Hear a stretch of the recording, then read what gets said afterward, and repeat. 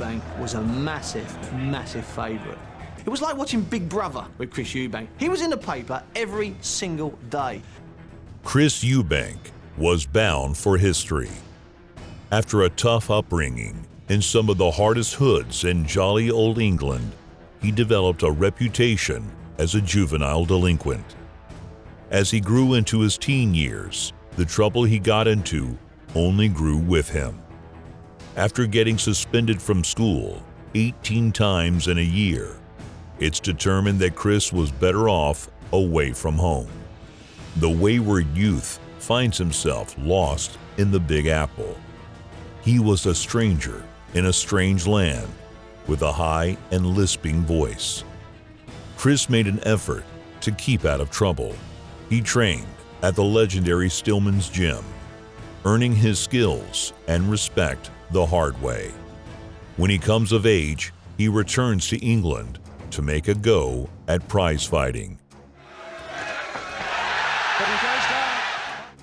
Chris made waves in the British scene, not only for his memorable fights, but also his outside-the-ring eccentricity. I love the camera. I love to be the showman that I am. It's my vocation, it's my natural way. He had a chin of iron and a scrappy fighting spirit.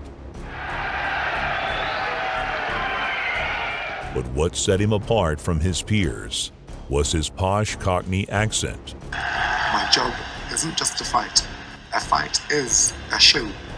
Love for poetry. The bumblebee shouldn't be able to fly. You see, because of its size, weight, and shape in relation to its total wingspan, flight should be impossible. However, the bumblebee, being unaware of these scientific facts, but possessing considerable determination, does fly, and makes a little honey too. And a sense of style sharp as his fighting reflexes. Who is anyone to criticize my sense of fashion? And what I mustn't do is bow to your criticism.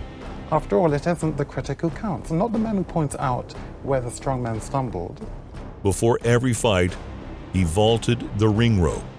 In interviews, he recites poetry. It was the substance beneath the style that made him a star. He's a strange one, though, Eubank. He struts and he poses, and he's made a lot of enemies in the fight game. I'm glad that the man believes in his own hype. You know, he's foolish enough to take this fight, and I don't think he realizes what he's up against. Chris fought his way up the rankings and found himself in a title shot against WBO champion Michael Watson. Watson was a lanky all-arounder who was equally comfortable pushing the pace or using his length. He was a well-schooled, clever, skillful boxer first and foremost.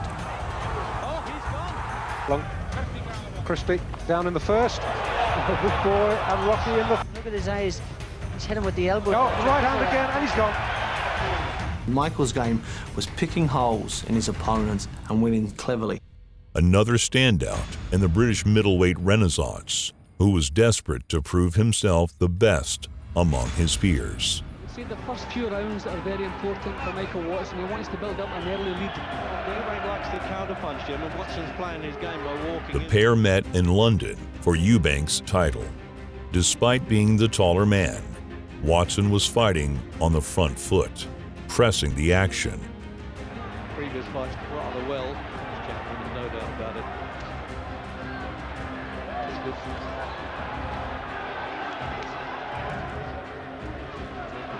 Saying, well, what's he going to do now when he's back? While Chris tried to walk him into clean counters while giving ground.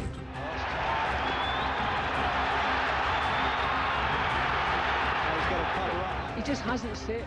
It was a professional affair between two skilled gentlemen. I can't really sort it out because it's been too close. Rounds were coming from Eubank. They fought outside and in. Eubank complaining to the referee. Jersey, Las Vegas, Miami and Puerto Rico, to switch hit like that in circles. See, Eubank never sustains punching, Reg, so sometimes when he throws... Advancing and retreating. Their tremendous versatility is a credit to their skills. And in sucker speed, they must be saying the boy's done well. Off the ground now and only talking a good fight in short. So up the count. And there it is.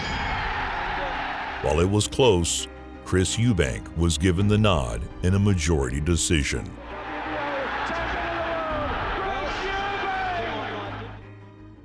Michael Watson, that this belt belongs to me. It's mine. And it's going to continue.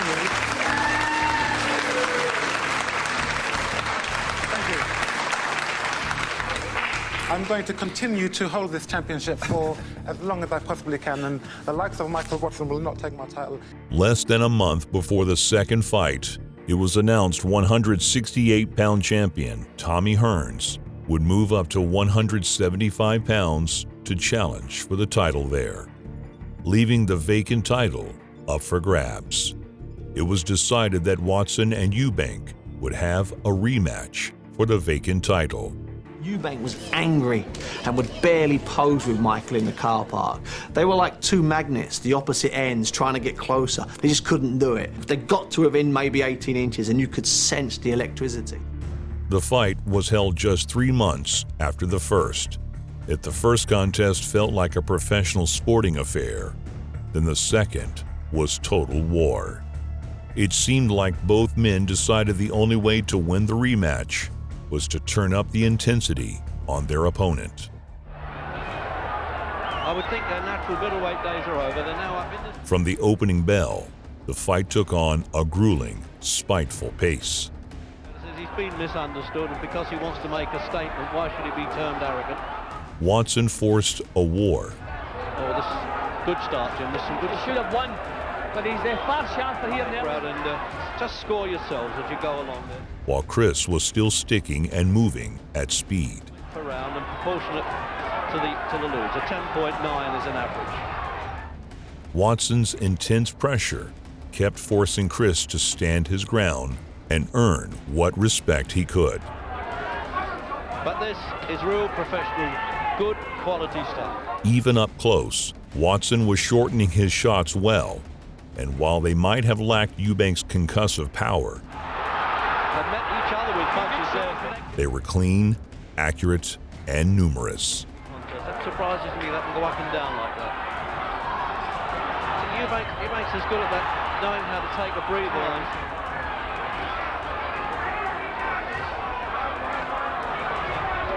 Still a very good turnout, and at high prices too. Leave that again to the three. Well, they're more. He still, as it always says, Watson usually takes the first minute or so to get up close. He's got a little bit closer sooner in this round. At the stadium here, they might have thought that was a punch. Watson's always dying to get back in there again. He stands there sticking to him. As the rounds carry on, Watson's pursuit was paying dividends.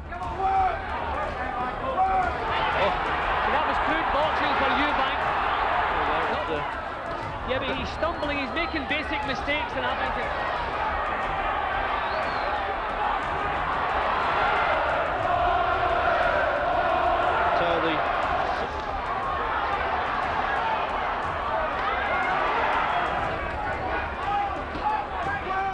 By the 11th round, Chris is down on all 3 cards and in desperate need of a knockout. He really flounders. He's not an attacking boxer at all. Eubank looking over his shoulder, look at him. I mean, this must demoralise Eubank. He's produced his best work, and then he's on the receiving end again, and in trouble! There it is. Can he have him over? As the round comes to a close, Watson lands a long combo, ending with a clean right hand that drives Eubank to his knees. Now that's the first clean knockdown. Chris gets up, and just as Watson was coming for the finish, he walks into a vicious uppercut that whips his neck back. I'm surprised at that. He's walked in and he's now Watson. Watson wobbles to his corner, his eyes lost and searching. His head nods along to advice he doesn't understand. He takes his mouthpiece, touches gloves, and Chris rushes him, puts Watson in the corner, and bombs away. Watson hasn't recovered, his legs don't look right. Until the ref pulls him off. He's going to dive in, and he stopped it in the last round. Eubank has brought it out from nowhere. As the spent and exhausted new champion is being interviewed, Watson collapses in his corner. It became clear that Watson needed a hospital. At no point was he given oxygen. There was no ambulance or paramedic at the fight. When Watson finally arrived for treatment, it was at a facility without a neurosurgery department. That delay took minutes in a time where every second was precious, as a blood clot slowly taking Michael Watson's ability to walk. He was lucky to live and unlucky enough to have his fight overseen by the British Boxing Board of Control. Watson sued for negligence and won £400,000, a paltry sum in the face of paralysis. Chris was beside himself. He threw the uppercut and the long finishing flurry, blamed himself. I can't tell you how sorry. I can't tell you how sorry.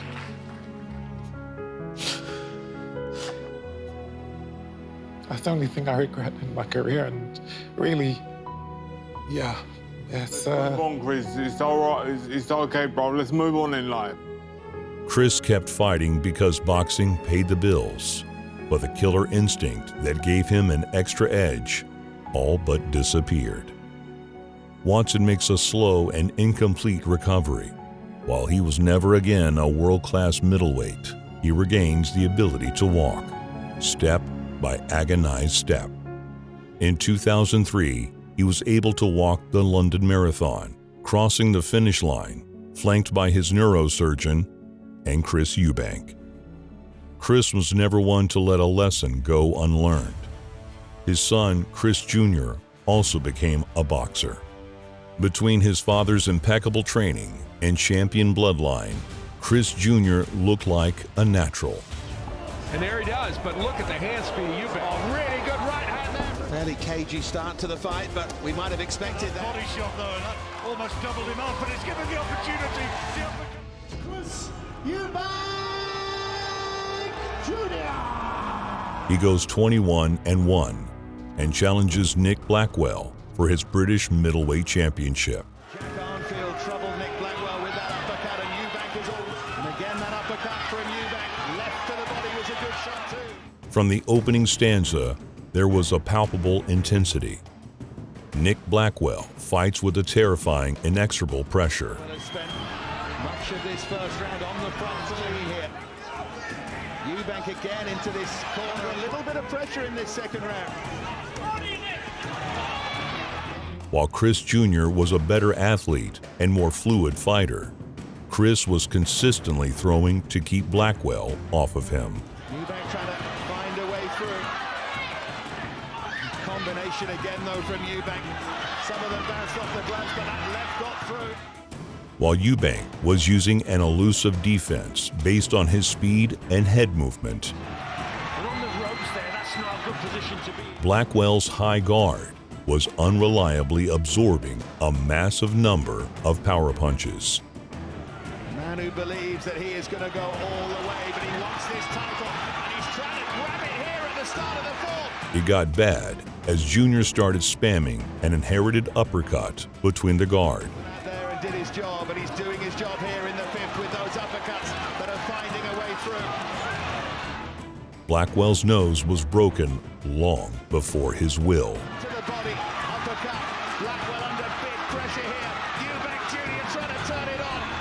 Still outright tonight, but it feels like a long way. Eubank looked brilliant, a crackling mix of speed, power, and uncanny reflexes. Locking his chin. But if Blackwell comes on strong as he tends to, if he's looking to come on strong. The only space Chris could get was earned by the impact of his uppercut. And it gets more concerning with each passing minute. Right at the start of round 7. Blood again to the nose of Blackwell. Look at this from Eubank. Landing multiple uppercuts, it's blurring. By the 7th round, it's clear Nick Blackwell is just tough enough to know he was ready to die. On the ropes here. Where is Blackwell finding this from? Just tire a little. He's used up a lot of energy. So clever, Eubank, with that left shoulder. He really is. At the end of the 8th, Chris Sr. knows what he's seeing. He knows if it keeps up much longer, Nick Blackwell could end up like Michael Watson. And he didn't want a fellow fighter to have to deal with the life-altering consequences of another round of brutal brain trauma. He didn't want his son haunted by the nightmares of a Terminator named Nick he had to kill to stop. An outraged Chris Sr. begged Jr. to attack the body. He doesn't stop it, and you keep on beating him like this. 1, he's getting hurt. 2, if it goes to a decision, why hasn't the referee stopped the fight? I don't get why. So maybe you shouldn't leave it to the referee. But you're not going to take him out to the face, you're going to take him out to the body. Okay?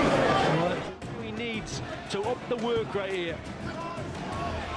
Eubank again has Blackwell backed up. Blackwell's the one who needs to be piling on the pressure, but he's feeling it here. As well here, Eubank. Yeah, big shots downstairs. He's trying to left to the body. It was waved off by the doctor after the swelling finally closed Nick's eye completely. The next generation, Chris Eubank Jr. Within minutes of Eubank getting his hand raised, Blackwell falls. Given oxygen and stretchered to the nearest hospital with proper facilities, Blackwell was placed in a medical coma for a week while doctors worked to stop the bleeding on his skull. Blackwell would recover, but only for so long. In 2016, while working as a trainer, Blackwell decided to push his luck and gave sparring a go, just months after the Eubank fight. It was one spar too many. He was rushed to the hospital with a brain bleed. This one required a part of his skull to be removed. Like Watson, he was wheelchair-bound.